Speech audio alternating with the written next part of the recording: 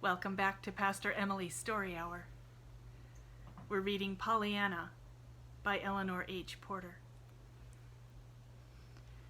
Chapter 2, Old Tom and Nancy. In the little attic room, Nancy swept and scrubbed vigorously, paying particular attention to the corners. There were times, indeed, when the vigor she put into her work was more of a relief to her feelings than it was an ardor to efface dirt. Nancy, in spite of her frightened submission to her mistress, was no saint.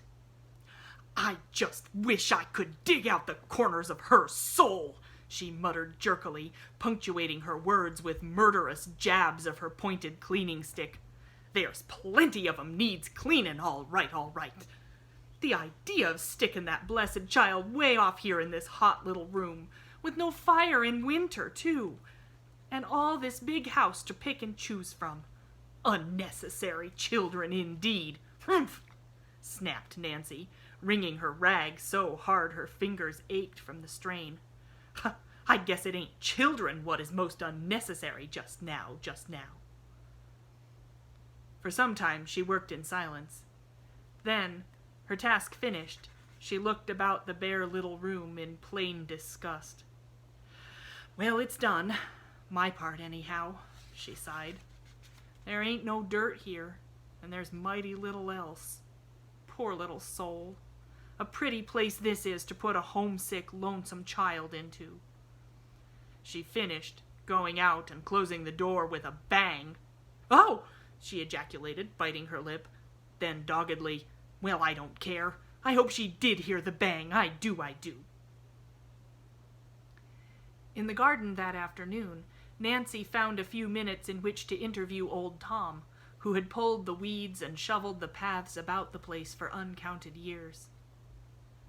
"Mr. Tom," began Nancy, throwing a quick glance over her shoulder to make sure she was unobserved, "did you know a little girl was comin' here to live with Miss Polly?" "A what?" demanded the old man, straightening his bent back with difficulty. "A little girl, to live with Miss Polly." "Go on with your jokin'," scoffed unbelieving Tom. "Why don't you tell me the sun is a-goin' to set in the east tomorrow?" "But it's true. She told me so herself," maintained Nancy. "It's her niece, and she's 11 years old." The man's jaw fell. "Sho! I wonder now," he muttered. Then a tender light came into his faded eyes. "It ain't, but it must be Miss Jenny's little gal. There wasn't none of the rest of 'em married. Why, Nancy, it must be Miss Jenny's little gal. Glory be to praise, to think of my old eyes seeing this." "Who was Miss Jenny?" "She was an angel straight out of heaven," breathed the man fervently. "But the old master and missus knew her as their oldest daughter. She was 20 when she married and went away from here long years ago. Her babies all died, I heard, except the last one, and that must be the one what's a-comin'." "She's 11 years old." "Yes, she might be," nodded the old man. "And she's goin' to sleep in the attic. More shame to her," scolded Nancy, with another glance over her shoulder towards the house behind her. Old Tom frowned. The next moment, a curious smile curved his lips. "I'm a-wonderin' what Miss Polly will do with a child in the house," he said. "Well, I'm a-wonderin' what a child will do with Miss Polly in the house," snapped Nancy. The old man laughed. "I'm afraid you ain't fond of Miss Polly," he grinned. "As if anybody ever could be fond of her," scorned Nancy. Old Tom smiled oddly. He stooped and began to work again. "I guess maybe you didn't know about Miss Polly's love affair," he said slowly. "Love affair? Her? No, and I guess nobody else didn't either." "Oh, yes, they did," nodded the old man. "And the feller's livin' today right in this town, too." "Who is he?" "I ain't a-tellin' that. It ain't fit that I should." The old man drew himself erect. In his dim blue eyes as he faced the house there was the loyal servant's honest pride in the family he has served and loved for long years. "But it don't seem possible. Her and a lover?" still maintained Nancy.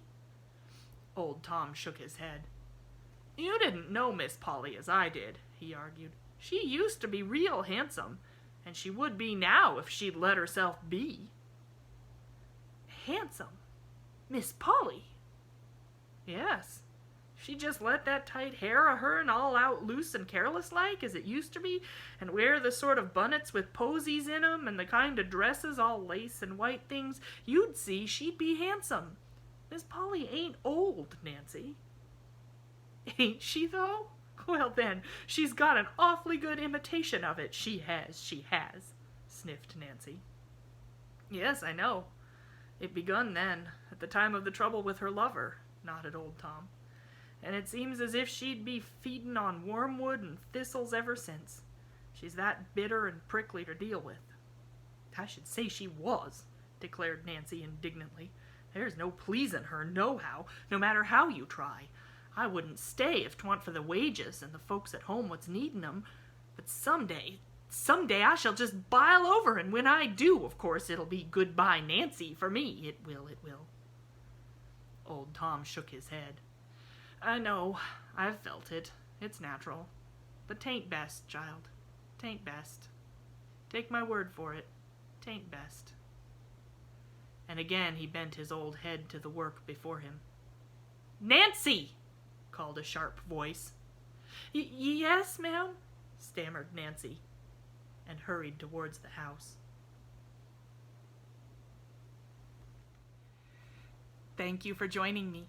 Come back tomorrow for Chapter 3.